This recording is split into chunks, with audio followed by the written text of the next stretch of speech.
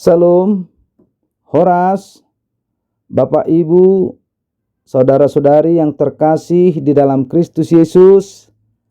Selamat memasuki bulan Maret ini. Kiranya Tuhan tetap menyertai hidup kita. Pada saat ini juga kami mau menyapa anak-anak kami yang kami kasihi, yang sedang belajar di rumah. Harapan kami anak-anak tetap belajar semangat dan tetap berdoa.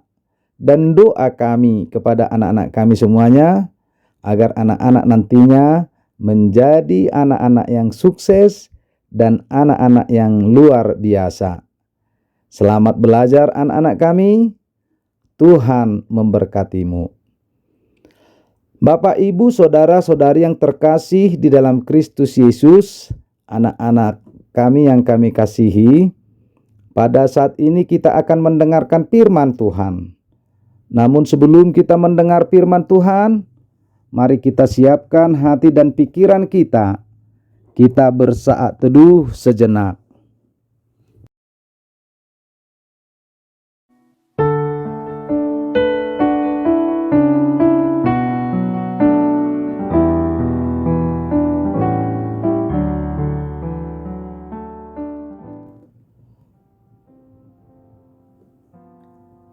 Saat teduh selesai.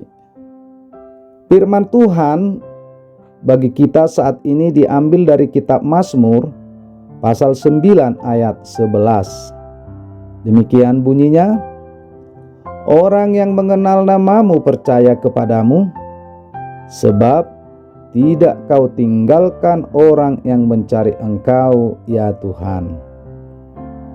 Dalam bahasa Batak dikatakan, asa marhaposa tuho akana tumadagwarmu. Aidang dita dikkoko akana uso-uso diho ale jahuba. Ido sahatna.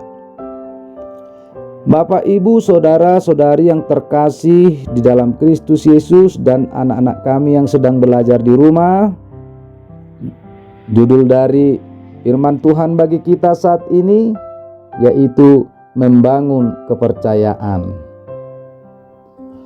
Kalau kita mau jujur bahwa di zaman ini kita telah mengalami krisis kepercayaan terhadap sesama. Kita sangat sulit percaya kepada orang lain dalam hal apapun itu. Bahkan kepada orang yang kita kenal, kita masih sulit untuk mempercayainya. Apalagi kepada orang yang tidak kita kenal. Kenapa kita sulit percaya kepada sesama manusia? Mungkin salah satu faktornya adalah kita sering ditipu. Kita sering dibohongi oleh banyak orang. Tentu dari pengalaman-pengalaman tersebut, kita berpikiran, saya tidak mau tertipu atau dibohongi oleh orang lain lagi. Dan akibat dari pengalaman buruk tersebut menjadi timbul rasa takut mempercayai orang lain, atau sering disebut pistantrofobia. Artinya bahwa manusia masih mau melakukan kekecewaan terhadap sesamanya, sehingga satu sama lainnya sulit untuk saling mempercayai. Berbeda dengan hubungan kita terhadap Tuhan. Semakin kita mengenal Tuhan, maka kita akan semakin percaya kepadanya. Karena Tuhan tidak pernah berbohong, tidak pernah membuat kita kecewa, dan bahkan selalu setia dengan janjinya. Manusia masih sering ingkar janji terhadap sesamanya, bahkan terhadap Tuhan.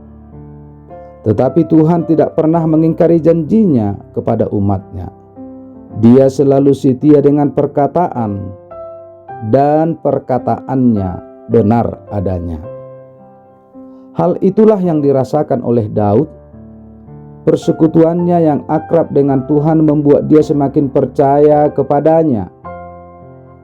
Dengan kepercayaan yang kokoh, sehingga Daud menggantungkan hidupnya hanya kepada Tuhan. sehingga hidupnya tetap dijaga oleh Tuhan. Sesungguhnya banyak orang yang membenci Daud dan bahkan mau membunuhnya, tetapi karena penyertaan Tuhan terhadap dirinya, sehingga dia selamat dari segala rencana jahat musuhnya. Nats ini menjadi perenungan bagi kita umatnya. Ternyata membangun hubungan yang baik dengan Tuhan tidak akan pernah sia-sia atau merugikan kita, tetapi justru memberikan keuntungan besar dan keselamatan bagi kita. Mungkin ada orang yang membenci kita, dan bahkan ada orang yang mau membunuh karakter dan mau membunuh hidup kita. Jangan takut, pasti Tuhan menolongmu. Pasti Tuhan menolong kita, karena Tuhan akan berperang untuk kita asal kita diam. Jehovah do marporang humokopo asal hohopo. 2 Musa 14 ayat 14. Oleh sebab itu, jangan sia-siakan waktu yang diberikan oleh Tuhan. Selagi kita masih diberi napas kehidupan, tetaplah membangun komunikasi yang baik dengan Dia. Sebagai wujud hubungan yang akrab dengan Tuhan, maka kita harus melakukan yang baik dan benar di dunia ini. Dan segala sesuatunya yang kita lakukan hanya untuk kemuliaan nama Tuhan. Terberkatilah Bapak Ibu Saudara-saudari hari ini di dalam aktivitasnya. Kiranya seluruh aktivitas kita hanya untuk kemuliaan namanya. Amin. Kita berdoa. Terima kasih Bapa Surgawi, firman-Mu yang menyegarkan hidup kami, agar kami tetap setia untuk membangun komunikasi yang baik dengan-Mu ya Tuhan. Agar kepercayaan kami semakin kokoh dan teguh terhadap Engkau. Ajar kami untuk tetap hidup di dalam penyertaan-Mu, hidup di dalam andalan-Mu, agar apapun aktivitas kami saat ini dapat berjalan dengan kehendak-Mu. Berkati seluruh jemaat-Mu, terkhusus kepada anak-anak-Mu yang sedang belajar di rumah saat ini, agar anak-anak tetap semangat, anak-anak tetap hidup di dalam penyertaan-Mu. Bapa di dalam kerajaan surga, bagi jemaat-Mu yang sakit saat ini, mungkin yang sedang dalam pemulihan di rumahnya atau dimanapun, dan bagi jemaat-Mu yang sedang bergumul, yang berduka, dan yang berpengharapan, kiranya Tuhan juga menyertai jemaat-Mu saat ini.